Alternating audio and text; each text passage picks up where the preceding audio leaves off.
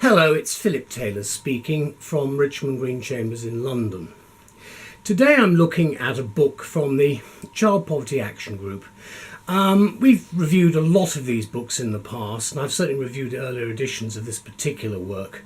These books are first class. They are extremely good for anybody who is advising in whatever capacity those people who are applicants seeking to obtain some sort of benefit.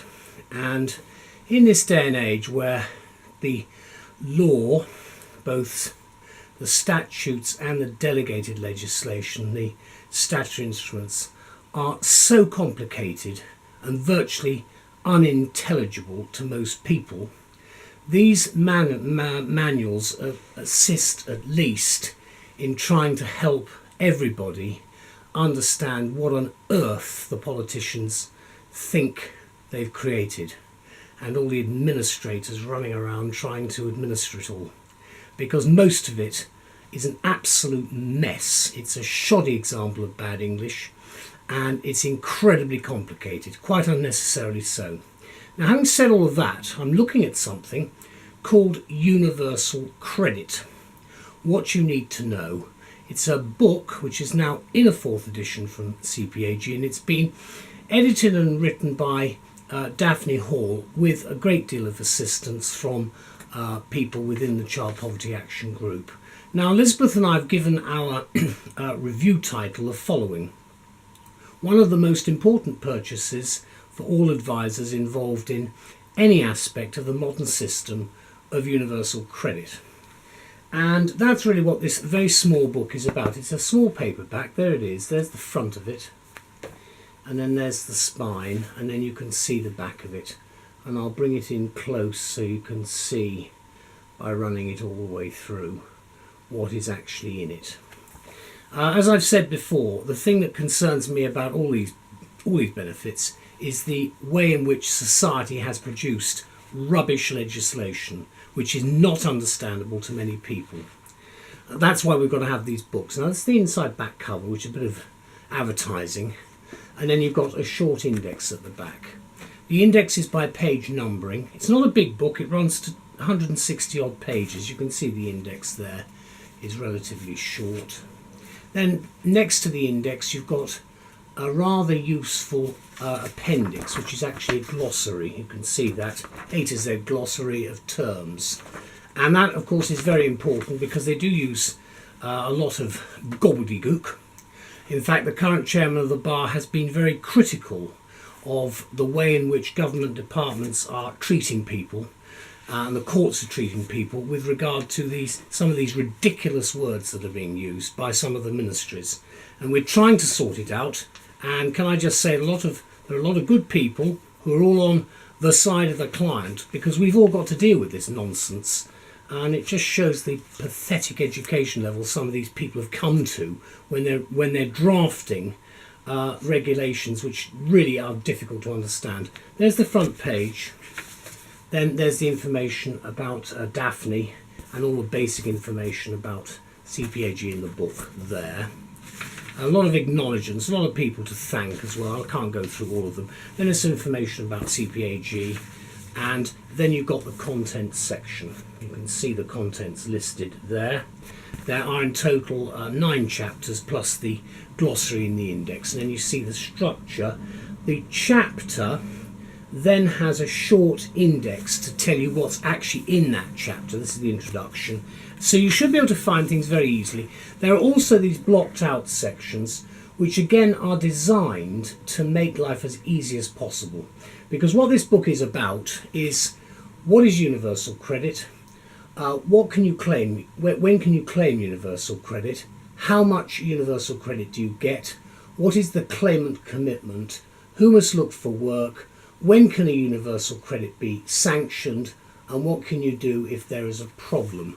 And this is what the book is aiming to do through the way it's structured all the way through. And you can see there's also further information given.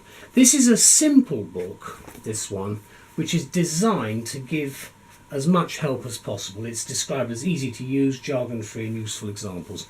That's exactly what you get. Now, in my short review, this is what I say about it.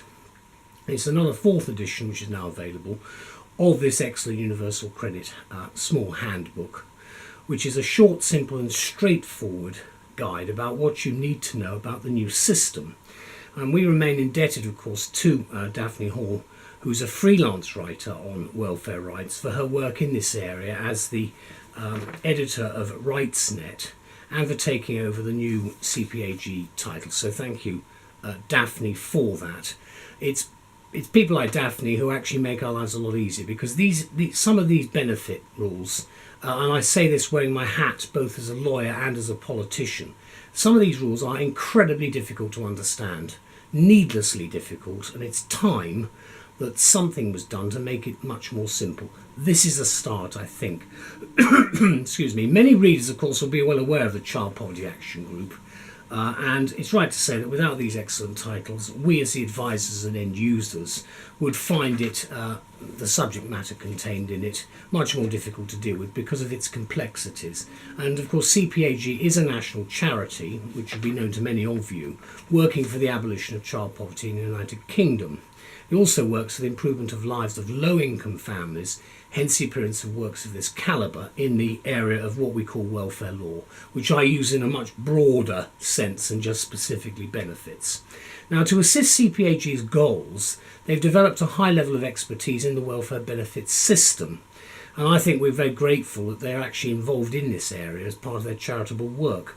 In addition, they use the expertise to give support to the thousands of frontline advisors from the training programmes run by CPAG, plus their free helplines, which give families the best information and advice possible through the practical handbooks available. This is one of a number that we review on a regular basis, and do have a look at our reviews on the web and in the journals where they're placed, because at least you get some flavour of what these books are actually about. There is some blurb about them on the websites and so forth, but I'm trying to give you a little bit more flavour by showing the book and by giving you the detail, because today we face one of the biggest challenges to our welfare benefits system in over 60 years with the creation of Universal Credit. I'm not going to say anything party political about this, because whatever one's views about the system, it will eventually replace most of the current benefits and tax credits for people of working age. So we have to know how it works.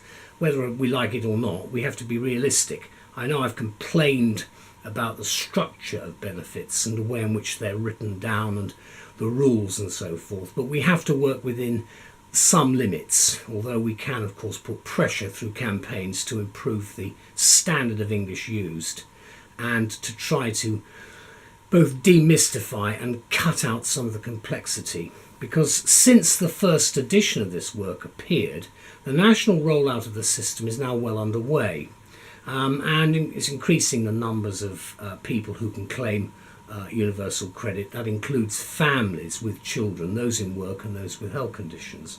And what you get with the handbook, in my view, is an awareness of the rules on claiming benefits given by the experts, and in simple English too. The book, I think, will give you the assistance in dealing with your clients' queries. And also, if you are an applicant in person, I think you should be able to find this book of some assistance, although frankly it is a daunting problem, especially if you are under severe social pressures. What we found most useful about the book is the structure, which has remained the same for the new edition. It gives us tactical guidance of great practical value, together with the many examples showing how the rules apply. And you've got these sort of shaded and boxed areas which help. And Daphne has updated the new edition to include all the new rules plus the 2-child limit. And she gives us the most recent information about online claims and claimant commitments and sanctions. And I'd stress with online claims, again, this is another thing where assumptions have been made by governments that people know how to use the system. People have got good broadband. It doesn't work like that. If it did, we wouldn't have quite so many problems.